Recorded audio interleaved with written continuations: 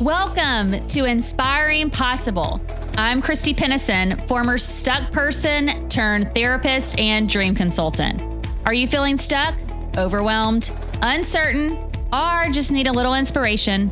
Then I want to help you gain the clarity, confidence, and courage to create possibilities and live a life you love. Because folks, life's too short to be miserable. Welcome back to another episode of Inspiring Possible. I hope your day or week or month is going pretty good, but if it's not, just keep on pushing through and hopefully we'll give you some encouragement, empowerment, and maybe a little inspiration today along your journey. But we have a very special guest today. I don't know about you, but I don't know if you've ever had like these constant thoughts within your head that maybe make you feel like you're not good enough or you're not worthy, or just that really stops you from doing some of the things that you want to do and how to live your life. Or maybe you just feel like you just have to get it all right. And if you can't get it right, then there might be something wrong with you. And if that sounds like you, I hope you really just hang in and stay tuned to this episode, because I have an expert on this who is going to really hopefully share some insights on to how to stop some of this inner critic that can sometimes really take over. So I want to welcome to the show today, Mandy Harvey. Welcome, Mandy. Hi, thank you so much for having me. Yeah, well, let's just dive right on in. Tell me a little bit about why you're passionate about helping people kind of learn how to silence this internal inner critic. Oh gosh, it's so resonant for me because it's something I have lived with or recovered from, but lived with most of my life. This inner critic that really was debilitating in terms of my health and my vitality and my thoughts as a mother and the way I showed up in corporate when I was in corporate and the way I showed up in trying to grow a business. It just, from every facet, I was really affected by it. As an adult, I would struggle. There were a few things that showed up for me that I just couldn't quite understand. Why am I this way? I would struggle to make a decision. Like making a decision, even the simplest of things felt like these monumental things. Like I can remember like even going to a restaurant and looking at a menu and being like, oh my gosh, why can't I just like pick a thing? It just so the simplest It felt like a life or death situation. Like I have to make the right choice. It's food. Why do I have to be so crazy about picking a choice of food, right? I can remember that really kind of sticking with me. And the other thing, the inability to make a decision was one. The other thing was really these perfectionistic tendencies that I really took on. I remember my diet had to be perfect. And I was at a place in my early 30s where I was restricting and I was working hard and I was pushing myself in the gym, right? Kind of in that mindset of like, I need to punish myself because of the stuff I ate the day before. So I need to work it off so I can, continue to eat in that way. My house had to be decorated perfectly. My clothes had to be decorated perfectly or looked perfect. The way I showed up at work. So I was in corporate America at that time and had a 9-to-5 job that was really stressful. But I felt like if I could do things perfectly, you kind of get into the cycle of like, I get validated for the work I do.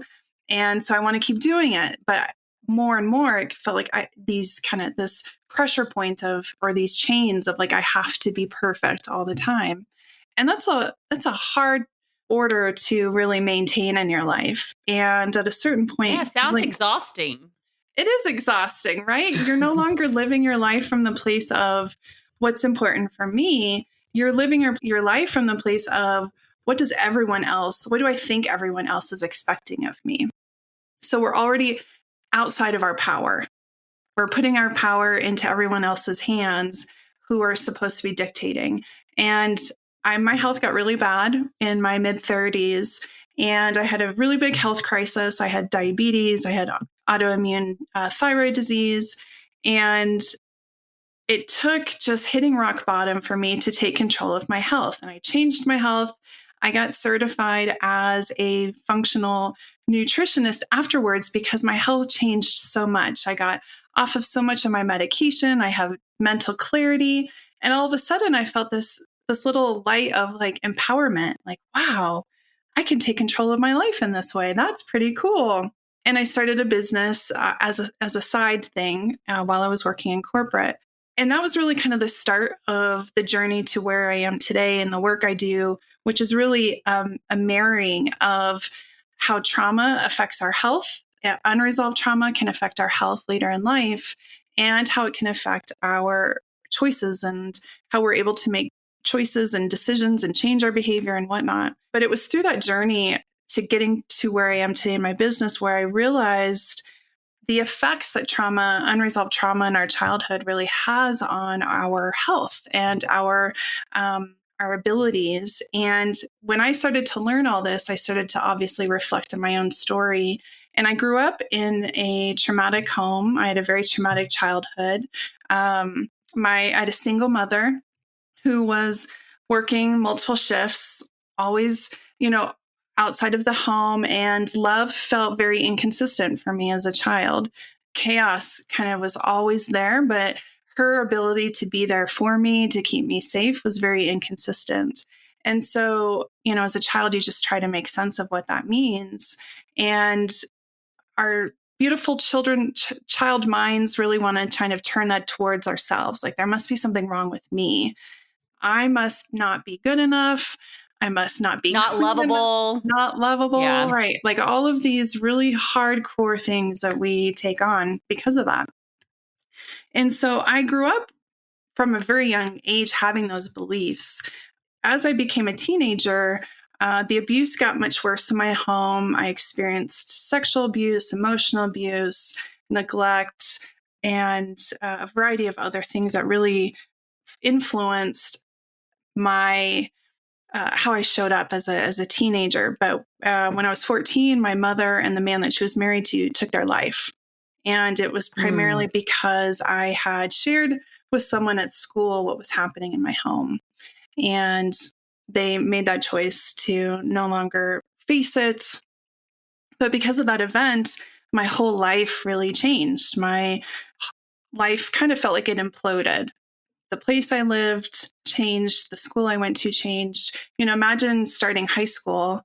High school is hard enough, but starting high school, having lost your entire life, is also a big burden, a big Yeah, challenge to that's I overcome. can't imagine. I'm just sitting over here trying to put myself in your shoes, which obviously can't because I didn't have that experience. But Yeah, just imagining having to go through all that already.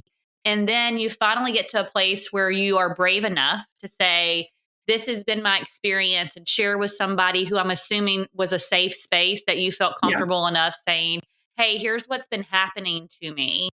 And then that kind of thing that had been hidden for so long finally comes out. And then the people that are in your life, right, that you're used to, it might not be, healthy. Obviously, it right. wasn't healthy and it very wasn't functional. But it Yeah, it was like these people then just take their life and these are the people that I know, you yes, know, and then yeah. having to just been removed, put in a completely different place. I'm assuming, like you said, was it a different city? Did you get located somewhere else Yeah, it or? was a slight, not too far away, but enough where it changed my school and, friend group and all the things.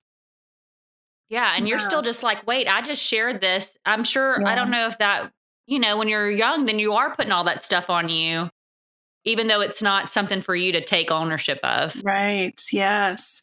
Yeah. And the critical pinpoint moment really that influenced the inability to make decisions as an adult, influenced my perfectionism and my workaholism and all these things was after I shared at school what was going on, they told me, we have to report this by law. There will be a social worker assigned to your case. You'll kind of hear about all of this in the next day. I can remember going home that day from school in this big panic, like, oh my gosh, what did I just do? What Pandora's box did I just open?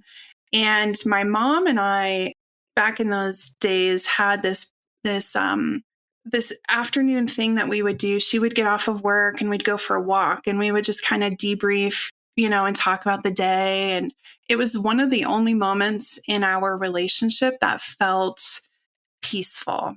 And it felt like, we'd be walking along this river. So there'd be river sounds and birds and trees. And I can really remember every moment of that through all of my senses, because it was just one of those experiences you have that just means so much. That had so much meaning. And so I remember going for a walk that day. And at the end of the walk saying, "Hey, Mom, I need to tell you something. I shared this." And she knew what was happening in the home because I had told her multiple times. Mm. And I said, "Hey, I need to tell you, I shared this at school. This is what they told me is going to happen." And I can remember she was to the side of me. I can remember her stopping and turning towards me and was super angry and said, "How could you ruin our life? How could you ruin our Mm. family?"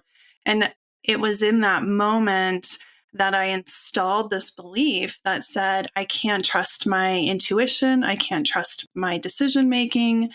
I'm really a bad person because now something bad's going to I've happen. ruined, I've yeah. ruined our lives. Essentially, this was all on me, when in actuality, none of it was on me. Yeah. But as a child, you take that belief on. And so, Well, when your mom is telling you directly to your face that yeah, this is because of you, then it's hard not to believe that and not realize that that's not the truth. totally. Yeah.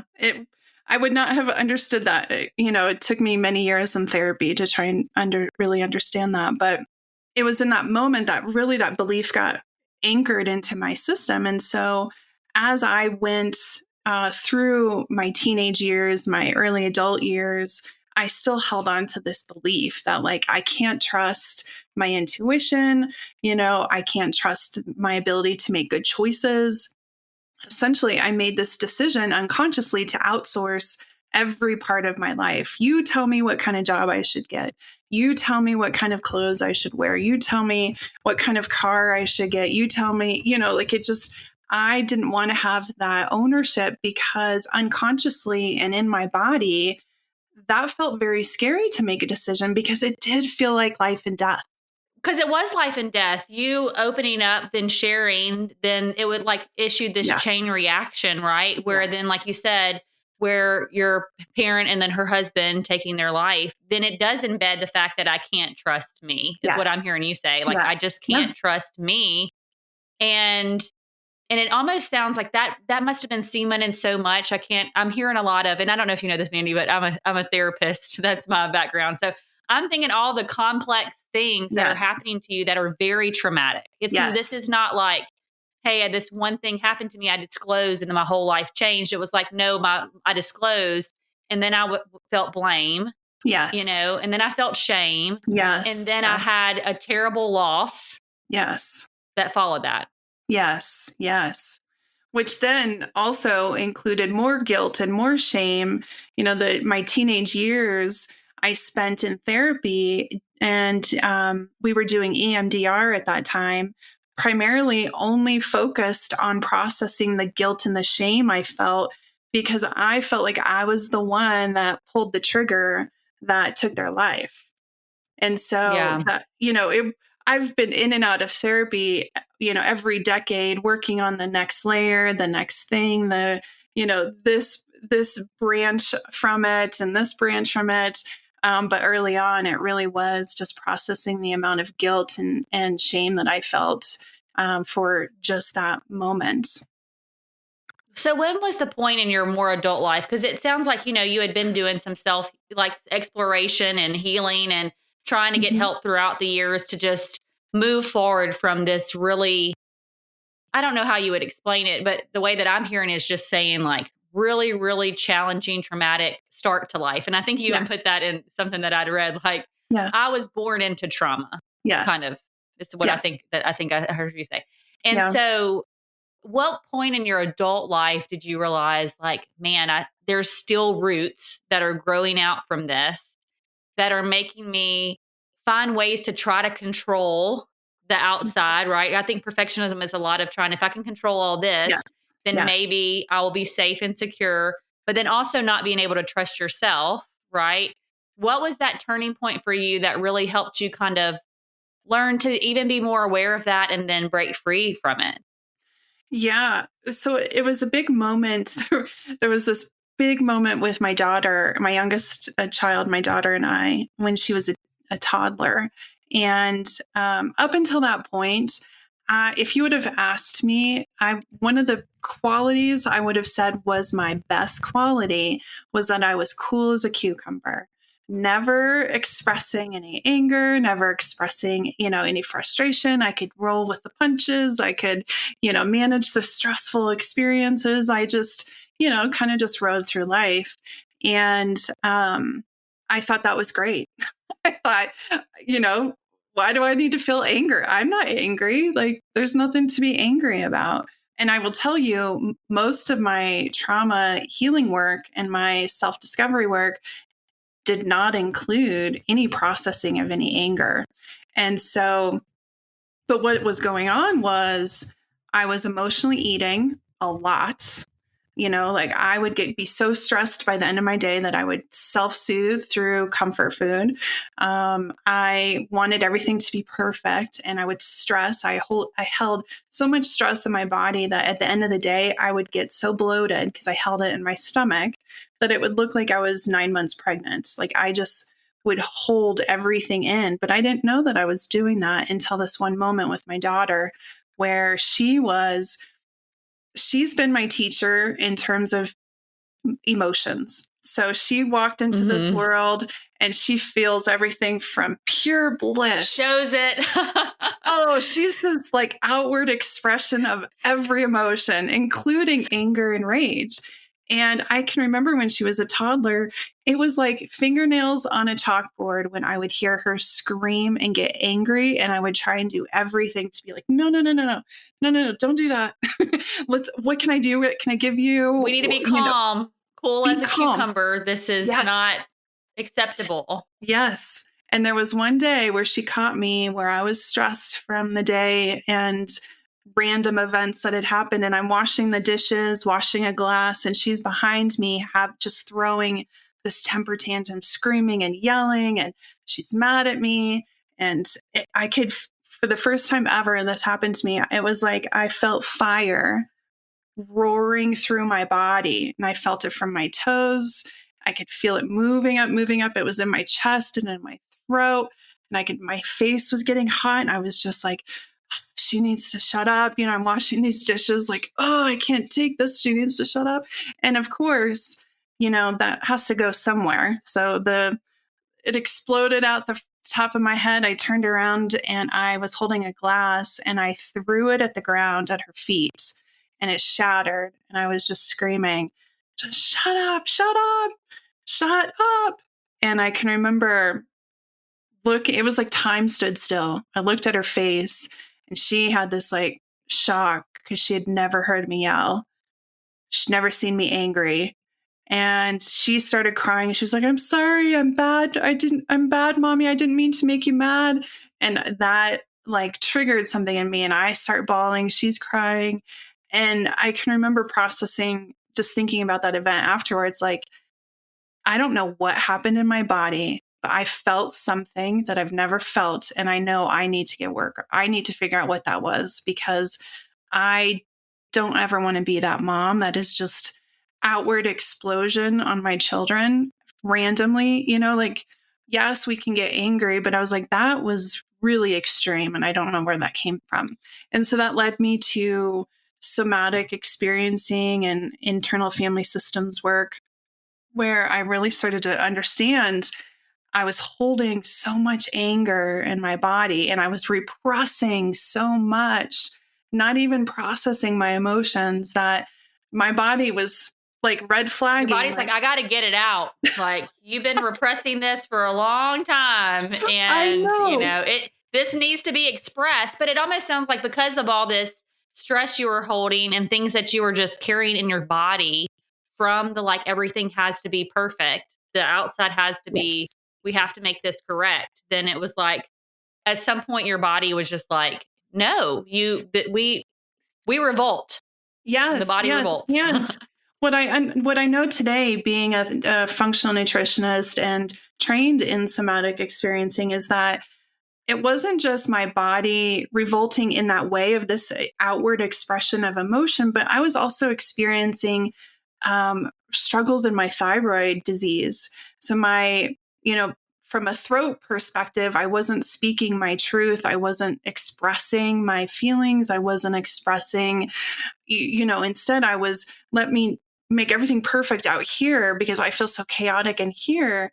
And so it was interesting as I looked back, like my health was affected by this repression as well. My thyroid disease was really bad at that time. I was struggling with that. My gut and my digestive system was really out of whack, and I had IBS.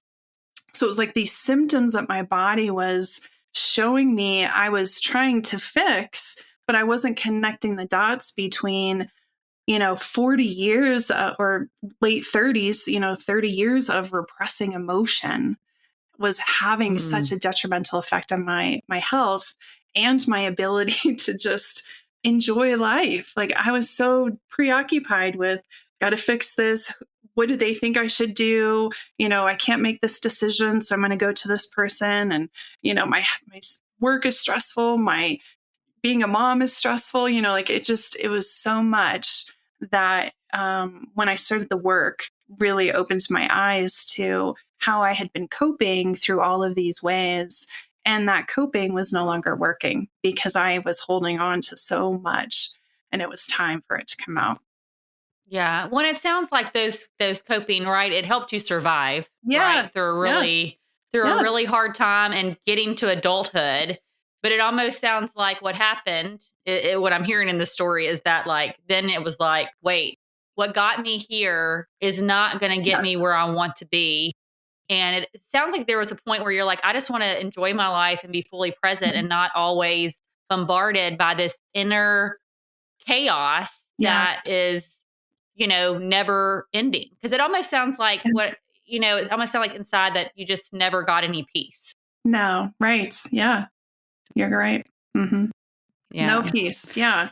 Exactly right. It was that constant, you grow up in a chaotic home. And so you kind of replicate those experiences. I was replicating kind of that chaos, I think, in a way to process and heal it. But I didn't understand it until it really hit a tipping point. Yeah. Well, and I Yeah. think what you're talking about is, I think, what a lot of us experience, even myself, like, right? Like, I do I've been trying to be self aware for a long Yes. time and Yes. try to deal, but it always, it never fails. Something will happen. And like you said, it's like pulling a thread or Yeah. like the roots going in different Yes. ways. And then something hits and you don't realize that, yes, this is maybe a stored memory, thought, experience. It might have been when I was 10 years old or Yes. 14 years old or whatever.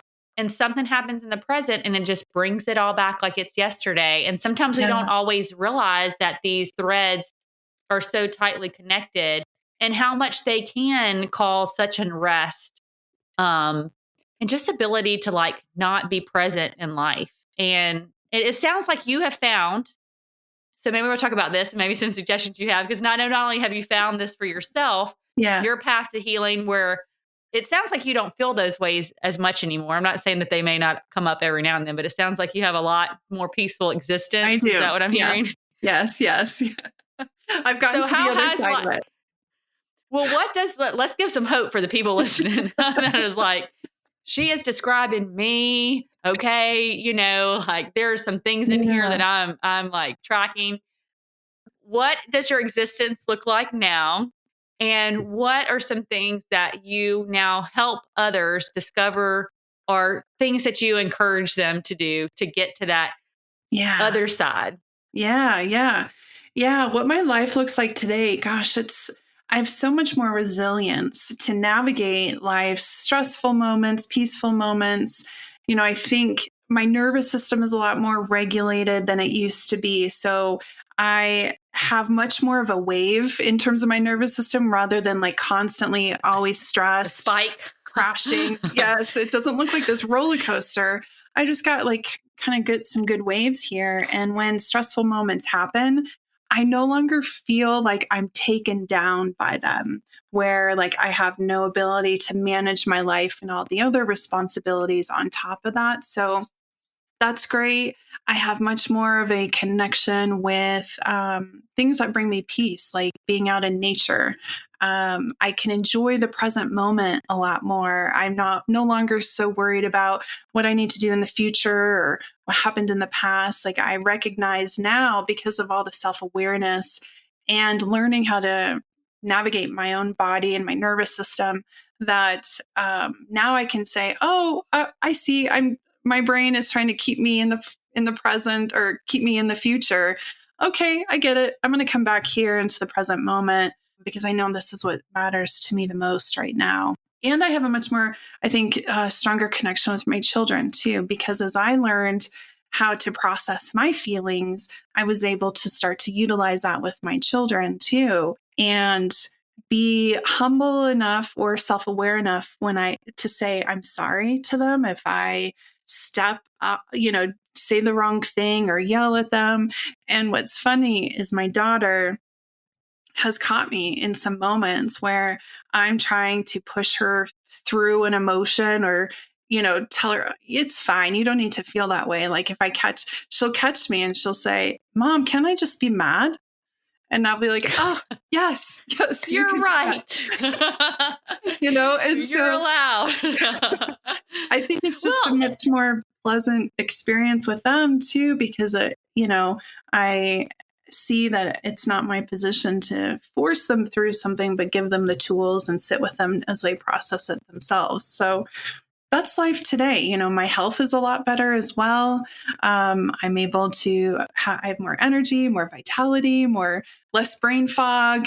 I can really kind of do a lot more with my time than I used to because I was so preoccupied. And I think the biggest thing that I've really worked on in the last 2 years was my inner child, 8-year-old Mandy, who was the one that really held all of the abandonment wounds, who held the attachment wounds. And it's so amazing because now I've really integrated her back into my whole self. And I no longer have this tug and pull of like, I need to escape my life because it's so overwhelming. And I invite her along on the ride with me. It might sound a little funny, but I talk to her all the time and just like, hey, let's, come see what life is like now. It's no longer like it used to be. It's not like how you knew it.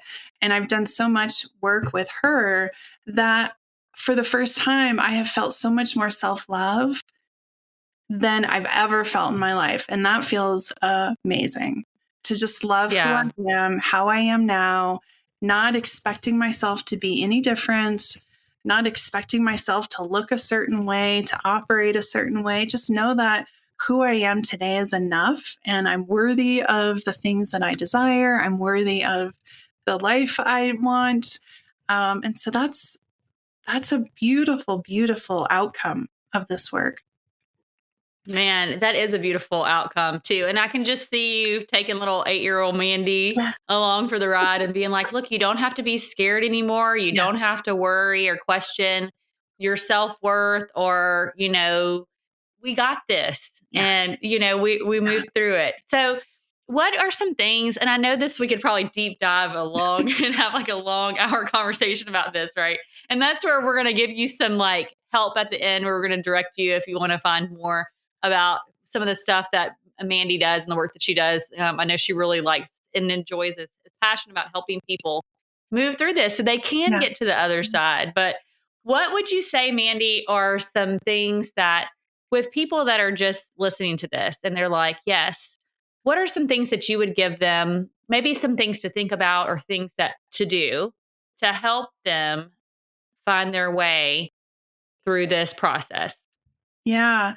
I think the first one and the one that was the most, I can remember it was the most impactful for me when I really started to heal was being in the present moment, like challenging my brain to be in the present moment and no longer out wherever it was. And so for me, it was like I would use my five senses when I would catch myself. So my intention was, for a period of time, my intention was I just want to catch myself when I'm not in the present moment. My intention is to be more in the present moment and just see what that's like. Like, I know what it's like to worry about this and stress about that and overanalyze this and what's happening here in this present moment. And so I would do my five senses. I would tap it. Once I caught myself thinking something else, I'd be like, oh, okay.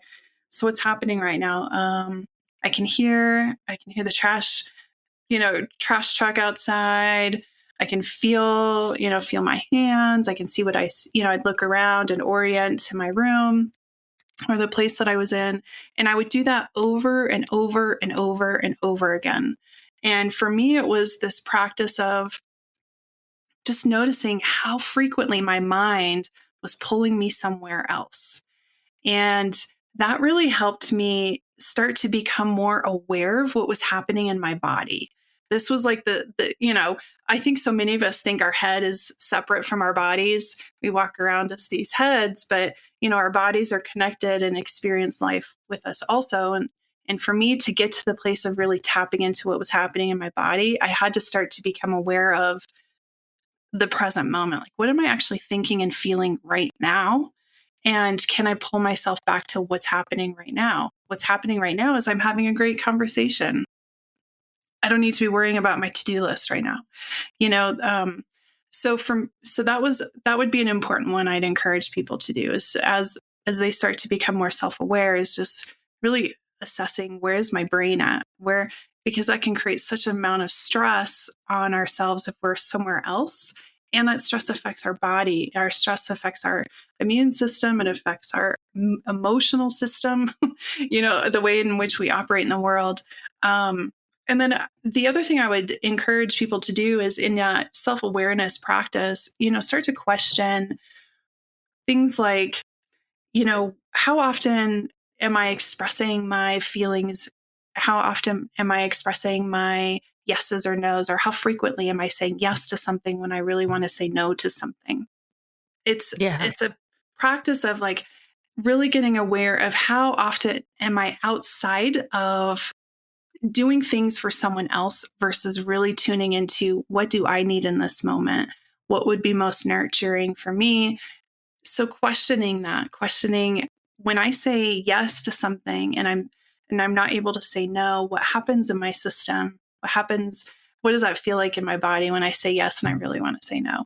And so it really, again, beyond self-awareness, it helps us think about our boundaries. Where are we letting people cross those boundaries? Where do we have low boundaries? Maybe we need to have higher boundaries. Those are all really challenging to establish and are necessary on the path of creating this inner peace.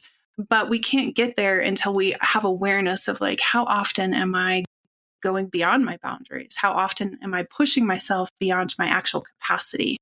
I might be able to handle a lot of stress, but do I have the capacity actually to do and handle all that stress? So those would be the two big ones I would recommend starting with.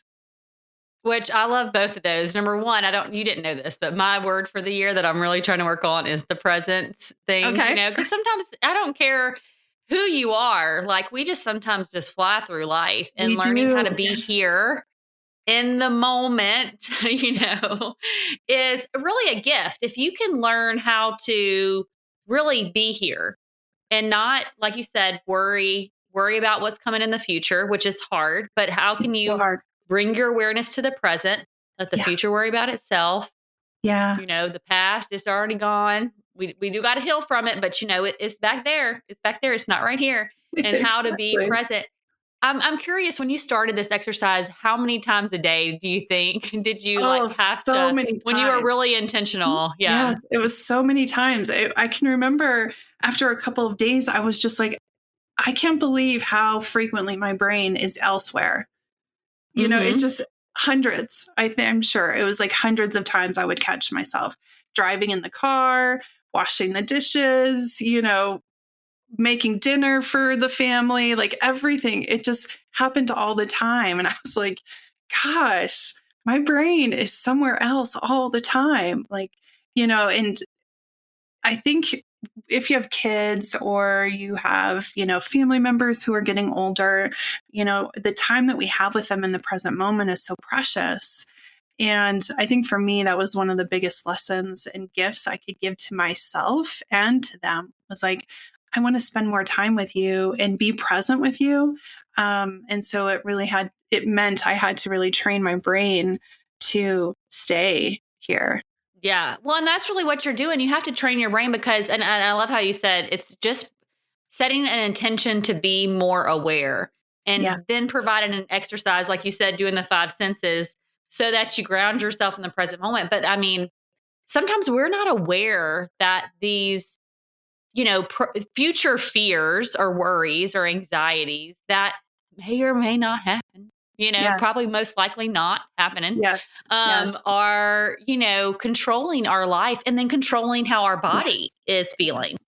Because your body doesn't, your brain doesn't know, or your body doesn't know that you're not running from a hyena. It just Right. thinks that the stress response is the same. So I'm just thinking about like, just that small intention of what I'm hearing you say is just bring yourself to the present. Just try to do it as many times as you catch yourself in your Yep. mind wandering off or trying to get you over worried about whether you made the bed just right or that, seriously, or Yeah. that you forgot this one little thing, like Yeah. just be present. Yeah. And then I love how you also said just that awareness as well of how you feel whenever I love that when you say yes or no. Because I'm a recovering people pleaser, Mandy. My name Yes. is Christy. I need help. Okay. Me too. I'm in that And club. yes, and I love how you said like there was a point in your life. I mean, I didn't love this for you, but this awareness for you is that Yeah. like sometimes we want to live our life because we're trying to get everybody else's approval that Yes. would validate our worth, Yes. right? And that is exhausting. It's a recipe for disaster in my mind. That might be a little bit more of an extreme word to use, but it really is Yeah. because you're looking for everybody else to validate. And so sometimes that saying yes and no, when you're saying yes to something that immediately your body or your mind is telling you, I really didn't want to do that. I don't have Yeah. time for that. That's another thing on my list. Oh, why did she Yeah. ask me to do that? Yeah. Then just being aware of the fact of how your body felt after you said yes will hopefully give you a clue the next time to just Yes. trust yourself. If that is something that is draining on you, it's not something you want to do, be honest about it. But how do you encourage people to just be brave and be honest and just because that's hard to say, It's you know what? No, very I really don't hard. want to do that. It's very hard to find your voice. And I think that it looks different depending on where you are in your journey. And so I think and how confident you really feel. But I think if we're using the present moment to really connect with who we are in this moment, what's happening for us in this moment, and we start to reflect on and have more data, if you will, more data around, I say yes all the time. I never say no. I think we build up our confidence, we build up our bravery by doing it in small increments. So there are some things that really maybe it feels too risky to say no at work to a job, to a project. So maybe it's instead you start off with something at home that feels less risky. Maybe it's, I say no to going out with the group of friends because I'm actually feeling really tired today and I feel like I need some rest instead of putting myself out there. Or it's, something small like that where you can practice saying no and being confident in yourself. That I think over time really starts to build up your enough courage where you can say no at the bigger things that are really having an impact on you. But the practice of saying no is hard. And so I think we have to really be compassionate for ourselves too. We're learning something new. We're trying something new. So it may not feel great at first. We might have a lot of internal dialogue about like, oh gosh, I just said no. Are they not going to like me anymore? That inner voice, that inner critic might start to, kick in. But I think just knowing that that might be the case can sometimes help us prepare and work through that over Yeah, time. and realize it's normal to have that response when you're Yeah. trying something new that you've never really done before in your life. Yeah. And that can even be for the presence thing, right? Like if you've never tried Totally. to really stay present, this might be very uncomfortable, Yes. staying present with myself and just being with myself and just trying to stay right here wherever we're at having this conversation. It can be challenging. It can bring up a whole little It can. emotions, Yes. things, feelings that Yeah. may be super uncomfortable. But what I'm hearing you say is the more you embrace that discomfort a little bit at a time, you become more confident and acclimated to the Yes. fact that, hey, nothing happened when I said no. Like Yes. it, we went on with Yes. our day. Yes. Yes. People went Totally. on with their day and we're just another step further down the road. Yeah, we can do hard things, right? We can, put ourselves in these uncomfortable positions. We've all made it to the point that we're at today in our life, which means no one has got to this point without some struggles, without some challenges that they've overcome. So it's proof that we can, go through those challenging times to change our experiences for the better, to grow in self-awareness, to grow in feeling confident in ourselves. And so, yeah, it's embracing that uncomfortability, knowing that it might be there and that's okay. It won't always be there. Yeah, thankfully, it won't always Yeah. be there. And like you said, it's a wave. It might be a spike for you if you're listening up, down, up, down. But look, the goal is to get a little bit more. Doesn't mean that it goes away, just to get a little bit Yeah. more wavy Yeah. versus torrential. I'm thinking Tsunami. about what's that show? Yeah, that's exactly what I was thinking. I was like, what was that show where they had that boat and all the wave? I can't remember what it's called. But yeah, it's not a tsunami anymore. Yes. Yes. Oh goodness. Exactly. Well, Mandy, if somebody is like, listen, y'all are speaking to me right now. My inner critic is so strong and I've got a brain that's a bully. Okay. And these suggestions is great and all, but I need a little bit extra help. Where can people kind of connect with you, find out more, learn from you? Where can Yes. they Yes. find you, Mandy? Yeah, I would encourage you to go to stopyourbrainbully.com. This is where you can get a free gift from me that goes through, it's a video series that goes through step by step how to identify if you have a brain bully, if you have some perfectionistic tendencies that are really keeping you stuck. It also includes information around the nervous system and trauma and how all of those can kind of be intertwined in what we're working with, as well as some nervous system regulation techniques and somatic experiencing and somatic body techniques to help you come out of those states that you can use over and over again. And it includes my 4-step methodology, which I absolutely love. It's the acronym LOVE. That helps you learn how to work with connect with your body, connect with your nervous system, learn the language that it's been speaking to you in, and support it in ways that it can help it start to heal and feel more resilient for you in your life. So I would encourage checking that out. But on there also, you can find out more about who I am and what I do. And if you want to stay connected on the socials, I'm on Instagram at Mandy L. Harvey and on Facebook at Mandy Harvey. Yeah. Well, I just number one, love the whole website. The title, Stop Your Brain Bully. Yes. Because, after working with people for many years, I feel like that is the best summary I have ever heard, okay, to date, Mandy. Thank Brain you. bully, okay? Yes. Because it's true. People's minds, they don't realize, and you might think that you're the only one that have a bully in your brain, but you're not, Yeah. okay? But Yes. there is ways to be able to help stop that bully and put the bully off to the side, tell him, no more, little bully, no more. Yes. We're going to And find ways to bully can connect with sit next yourself. to us while we're driving. That's right. Stay over there, not in the driver's seat. Thank you very Yeah. much. Well, Mandy, I do have one question that I always like to Yeah. ask, but if you were to go back to 8-year-old Mandy, and I'm sure you've thought Mhm. about this as you've done your work, but if you were to go back to 8-year-old Mandy and tell her one thing, if you could just tell her one thing, maybe it's a piece of advice, maybe it's a word of encouragement, maybe it's whatever. what is the one thing that you would tell 8-year-old Mandy? Mm. I would tell her she is loved, she's not alone, and she has done nothing wrong.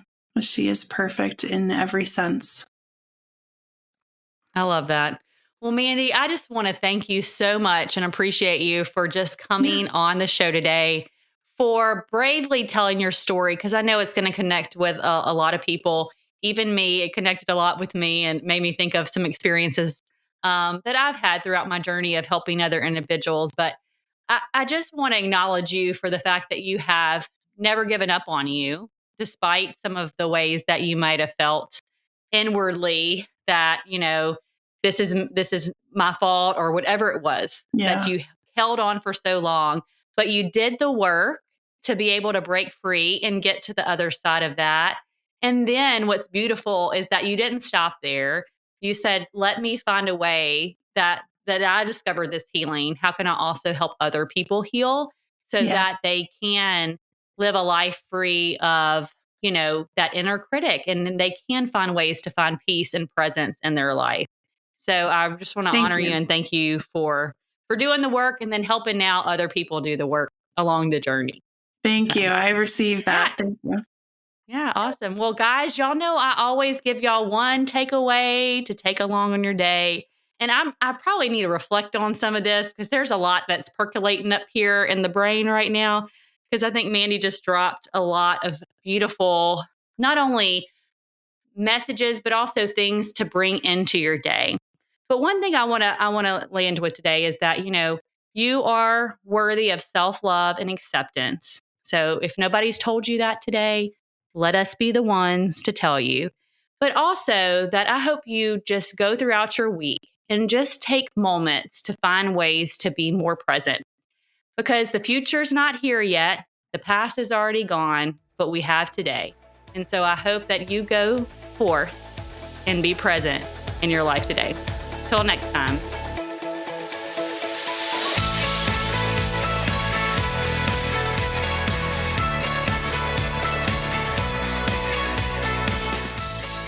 That's all for today on Inspiring Possible.